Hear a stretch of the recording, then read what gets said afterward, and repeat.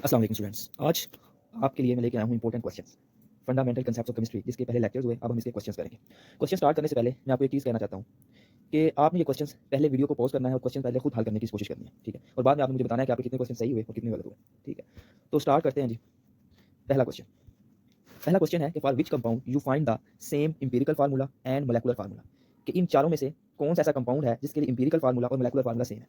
इस क्वेश्चन को देखें। इस क्वेश्चन को वो पूछ क्या रहा है। मैंने आपको लेक्चर के दौरान बताया था कि जिसकी एन की वैल्यू क्या होगी, 1 होगी, उसका इंपिरिकल फार्मूला और मोलेकुलर फार्मूला क्या होगा, सेम होगा, ठीक है? सबसे पहले बात करते हैं सोडियम क्लोराइड। सोडियम क्लोराइड का फार्मूला क्या होता है, NaCl। ये सोडियम क्लोराइड का क्या होता है जी, फार्मूला होता है। अब देखिए, सोडियम क्लोराइड का मैंने आपको बताया था कि जितने भी आयनिक कंपाउंड्स हैं उनका इंपिरिकल फार्मूला सिर्फ होता है, उनका मोलेकुलर फार्मूला नहीं होता। ये बात हमने लेक्चर के दौरान भी की थी, ठीक है? नेक्स्ट है मैग्नीशियम सल्फेट, MgSO4। इसका भी जो ये भी क्या है, एक आयनिक कंपाउंड है, और इसका भी सिर्फ क्या होगा, इंपिरिकल फार्मूला होगा, मोलेकुलर फार्मूला नहीं होगा, ठीक है? नेक्स्ट हम बात करते हैं पॉलीथीन की। पॉलीथीन का अगर हम जो स्ट्रक्चर ड्रा करने की मैं कोशिश करूँ यहाँ पे, पॉलीथीन की अगर मैं यहाँ पे स्ट्रक्चर ड्रा करने की कोशिश करूँ तो पॉलीथीन का स्ट्रक्चर कुछ यूँ बनता है, CH2 और ये यहाँ पर क्या होता है, यानी कि n नंबर ऑफ मॉलिक्यूल्स होते हैं, मतलब ये पॉलीमर है। तो इनका भी इंपिरिकल फार्मूला और मोलेकुलर फार्मूला सेम नहीं होता, ठीक है? अब एक बच गया जी सुक्रोज। लेक्चर के दौरान मैंने आपको बताया था, कार्बन डाइऑक्साइड बताया था, ठीक है, अमोनिया बताया था, और चंद मैंने आपको ऐसे कंपाउंड बताए थे जिनका मोलेकुलर फार्मूला और इंपिरिकल फार्मूला क्या होता है, सेम होता है। तो इसमें हमारे पास क्या है, सुक्रोज है, जिसका इंपिरिकल और मोलेकुलर फार्मूला सेम होगा, ठीक है? नेक्स्ट चलते हैं। नेक्स्ट क्वेश्चन है, number of valence electrons in 1 mole of magnesium are. ये 1 मोल है मैग्नीशियम का, उसमें आपने बताने हैं कि नंबर ऑफ वैलेंस इलेक्ट्रॉन्स कितने होंगे। याद रखिएगा, मैग्नीशियम में जो टोटल इलेक्ट्रॉन्स होते हैं ना, वो 12 होते हैं। मैग्नीशियम में कितने इलेक्ट्रॉन होते हैं, 12। अब के शेल में सबसे पहला शेल क्या होता है, के में कितने होते हैं, 2। दूसरा शेल क्या है, एल में कितने होंगे, 8। और एम में कितने होंगे, 2 होंगे। तो बात किसकी हो रही है, वैलेंस शेल की। तो वैलेंस शेल किसका होगा, एम का। तो उसने क्या पूछा, number of valence electron in 1 mole of magnesium are. अब कितने इलेक्ट्रॉन्स हैं, 2, ठीक है? मैंने आपको बताया था कि अगर नंबर ऑफ इलेक्ट्रॉन्स फाइंड करने हो तो क्या फार्मूला है कि 2 मल्टीप्लाई बाय एवोगैड्रोस नंबर से मल्टीप्लाई कर देंगे तो हमारे पास क्या आ जाएगा, इसका आंसर आ जाएगा। तो 2 क्योंकि इलेक्ट्रॉन होते हैं, 2 को हमने 6.0 टू 10 की पावर 23 से मल्टीप्लाई करना है, तो इसमें जो आपका ऑप्शन बनेगा वो बनेगा बीटा ऑप्शन। आपकी जो बेस्ट ऑप्शन जो है वो क्या है, बीटा है, ठीक है? नेक्स्ट चलते हैं। नेक्स्ट क्वेश्चन है, relative atomic mass of chlorine is 35.5 AMU. What is the mass of 2 moles of chlorine gas?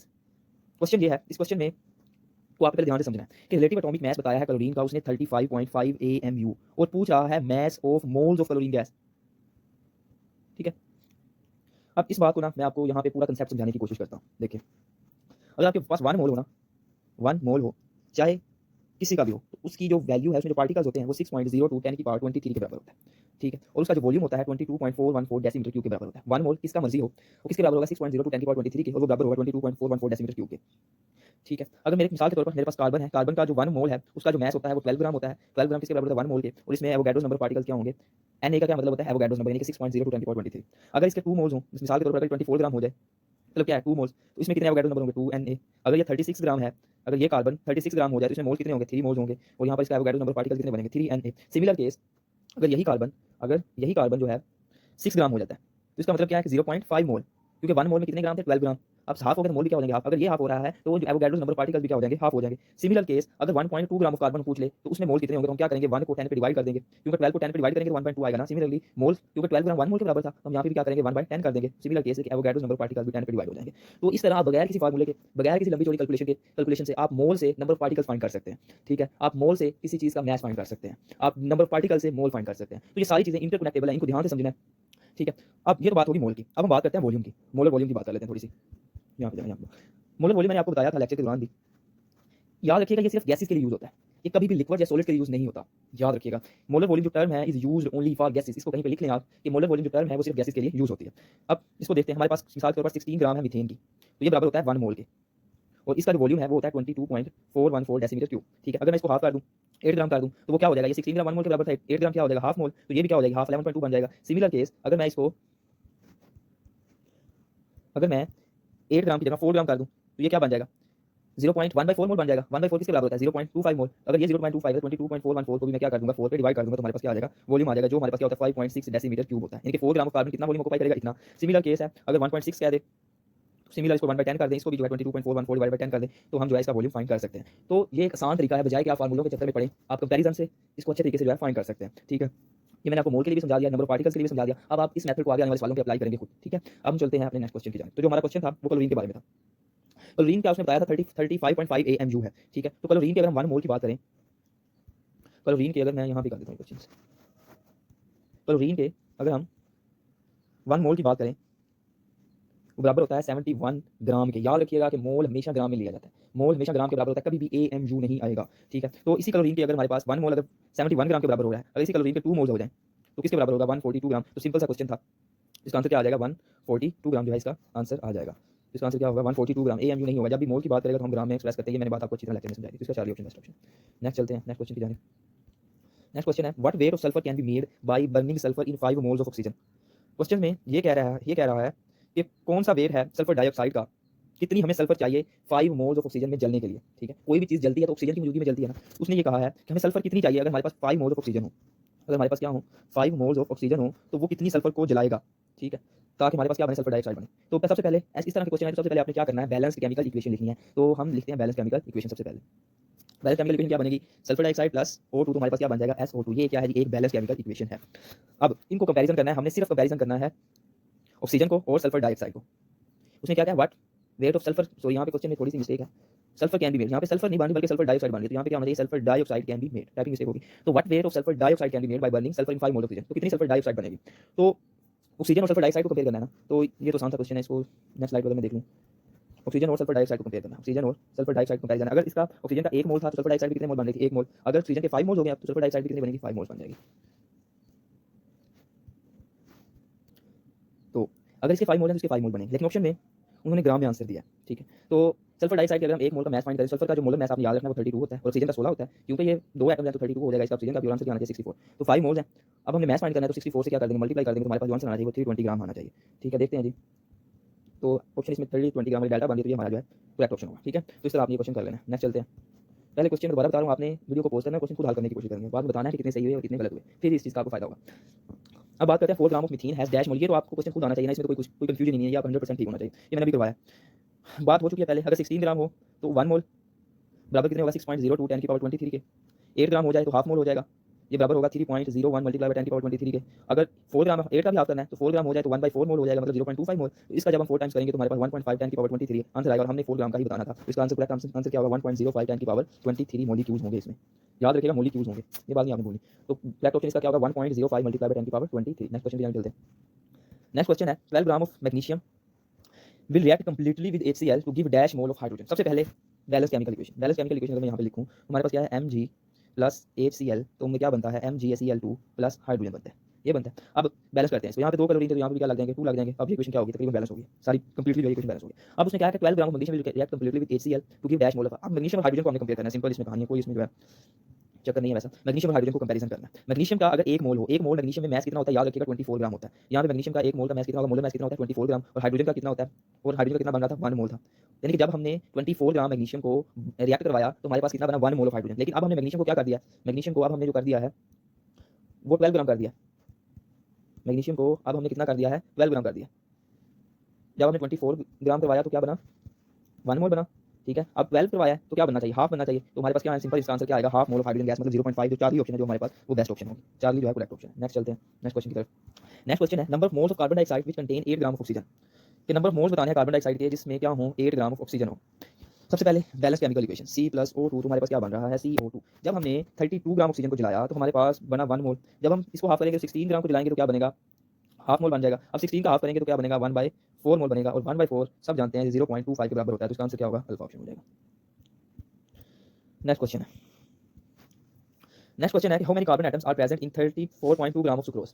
अब सुक्रोज का अगर हम फार्मूला देखें, सुक्रोज का फार्मूला होता है C12H22O11, ठीक है। अब 34.2 ग्राम, अब सबसे पहले इसका जो 342 ग्राम बनता है टोटल, इसमें कितना था कार्बन एटम? इसको नंबर ऑफ कार्बन एटम कितने थे? 12। इसको मैं अगर 6.02 10 की पावर 23 से मल्टीप्लाई करूं तो ये इतना बन रहा था 342 ग्राम में। अब कितना उन्होंने कर दिया? 34.2 ग्राम। तो मैं इसको 10 पे अगर डिवाइड करूंगा 34.2 आ जाएगा, तो मैं इसको भी 10 पे डिवाइड करना पड़ेगा। जब आप इसको 10 पे डिवाइड करेंगे तो आपका इसको मैं कैंसिल कर दूं, 5 2 10 6 2 12, और जब हम इसको सोल्व करेंगे तो हमारे पास आंसर 7.2 मल्टीप्लाई बाय 10 की पावर 23 मॉलिक्यूल्स बनेगा, ठीक है। तो इसका आंसर ये आएगा 7.2 मल्टीप्लाई बाय 10 की पावर 23।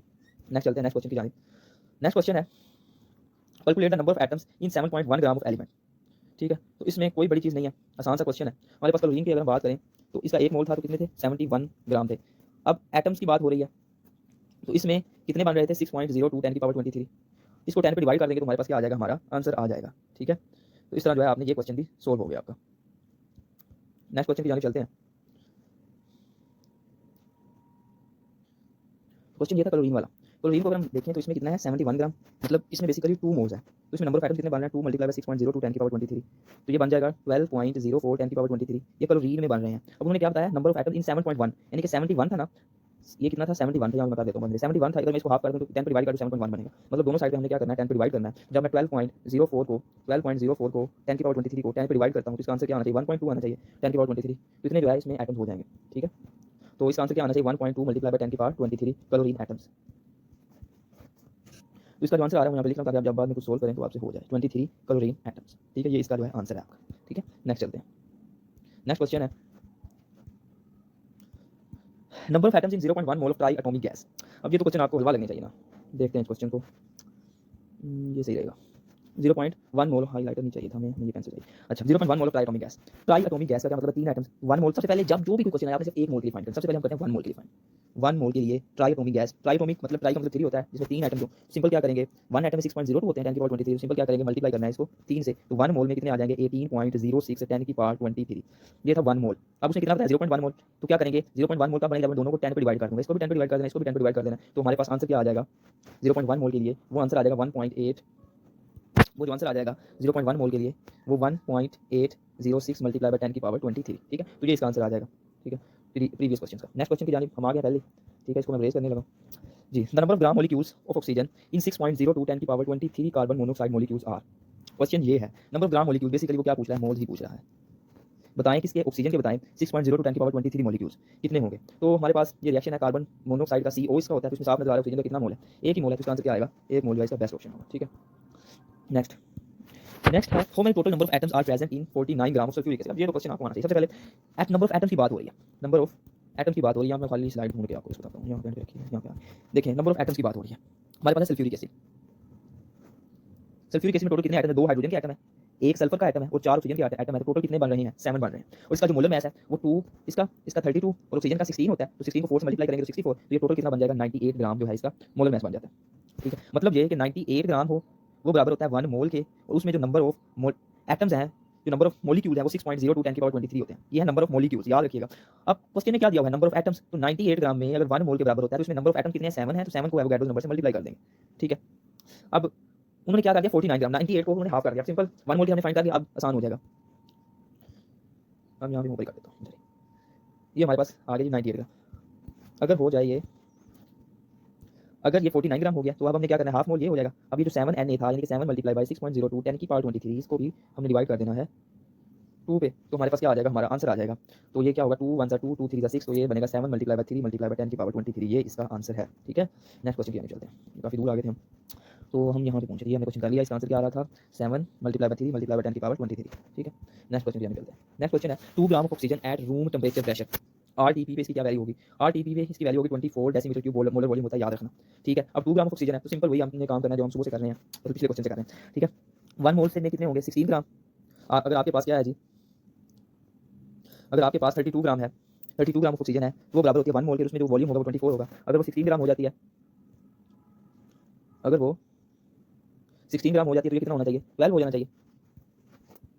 अगर 16 हो रही तो ये क्या हो जाएगा 12, अगर 8 हो रही है तो ये क्या हो जाएगा 4। अगर सिमिलर केस अगर वो उसको हमने कर दिया 4 ग्राम तो ये कितना हो जाना चाहिए 2, तो अब ये कितना है 2 ग्राम, तो ये कितना हो जाएगा 2 का हाफ कितना होता है,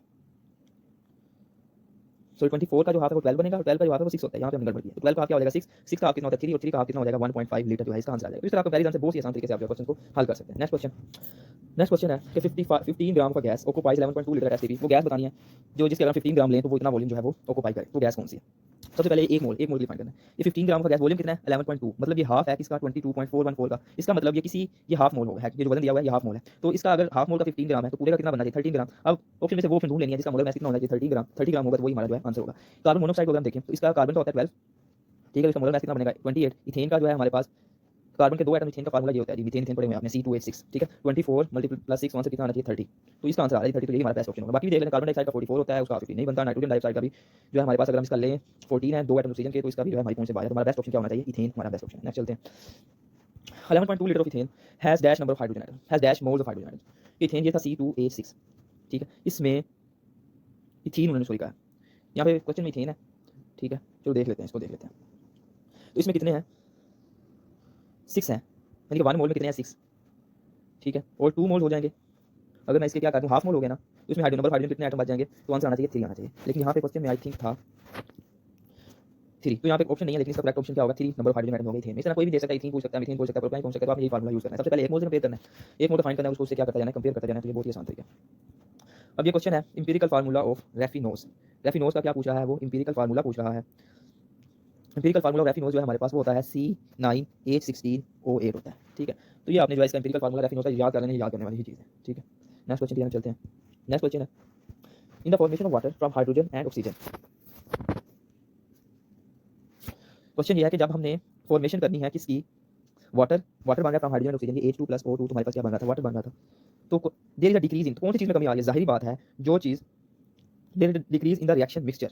तो ऑप्शन है total number of electrons, total number of, इसके ऑप्शन सुन लें, टोटल नंबर ऑफ इलेक्ट्रॉन्स इसका एक ऑप्शन है, टोटल नंबर ऑफ एटम्स इसका ऑप्शन है, नंबर ऑफ प्रोटॉन्स इसका ऑप्शन है, नंबर ऑफ मॉलिक्यूल्स इसका ऑप्शन है। ठीक है, तो इसका करेक्ट ऑप्शन जो होगा वो नंबर ऑफ मॉलिक्यूल्स होगा। ये नंबर ऑफ मॉलिक्यूल्स जो है वो इसमें क्या हो रहे हैं, कम हो रहे हैं रिएक्शन मिक्सचर में। क्योंकि देखिए जैसे जैसे टाइम गुजरता जा रहा है, प्रोडक्ट बढ़ती जा रही है और हाइड्रोजन और ऑक्सीजन क्या होते जा रहे हैं, कम होते जा रहे हैं। इसका सिंपल आंसर क्या बनेगा, there is decrease in the total number of molecules. ठीक है, टोटल नंबर ऑफ मॉलिक्यूल्स क्या हो रहे हैं, कम हो रहे हैं। नेक्स्ट चलते हैं, according to the definite proportion what is the mass ratio of nitrogen and hydrogen in ammonia. ठीक है, नाइट्रोजन और हाइड्रोजन की हमने क्या फाइंड करनी है, मास रेशियो फाइंड करनी है, अमोनिया में क्या होगी। तो इसको देखते हैं जी। सबसे पहले अमोनिया का फार्मूला लिखें NH3। ठीक है, अब इसमें कितने नाइट्रोजन 1 है और इसमें कितने 3 है, इसका मास कितना होता है। तो बेसिकली इसमें हमने परसेंटेज फाइंड करनी है कि अमोनिया में नाइट्रोजन कितने परसेंटेज मौजूद है और हाइड्रोजन कितने परसेंटेज मौजूद है। परसेंटेज ऑफ नाइट्रोजन फाइंड करने का तरीका ये होता है, परसेंटेज का लेक्चर की बात हुई थी कि सबसे पहले हमने मोलर मास लेना है उस एलिमेंट का या उस एटम का, वो कितना है नाइट्रोजन का, क्योंकि एक एटम है तो उसका कितना होगा 14, और अमोनिया का कितना है, टोटल मोलर मास कितना कंपाउंड का कितना है, वो 17 है, और इसको मल्टीप्लाई कर देना 100 से, तो हमारे पास जो आंसर आएगा वो तकरीबन जो है हमारे पास आ जाएगा 82%। ठीक है, परसेंटेज ऑफ नाइट्रोजन कितनी बनेगी, 82% बन जाएगी। जबकि अगर हम हाइड्रोजन को अगर देखें, इसको अगर हम करेंगे तो इसमें 3 है, 3 मॉलिक्यूल है हाइड्रोजन के। ठीक है, ये सिंपल हम ये भी कर सकते हैं कि 82% एक का आ गया ना, तो उसमें से 100 में से 82 को माइनस कर दे तो हमारे पास कितना बनना चाहिए, 18 ही बचना चाहिए। ठीक है, तो ये इस तरह भी हो सकता है। ठीक है, तो ये था जी हमारे पास ये क्वेश्चन, कुछ क्वेश्चन रहते हैं वो इंशाल्लाह, ये वीडियो काफ़ी लंबी हो गई है, वो नेक्स्ट वीडियो में एक्सप्लेन करूँगा। ठीक है, अल्लाह।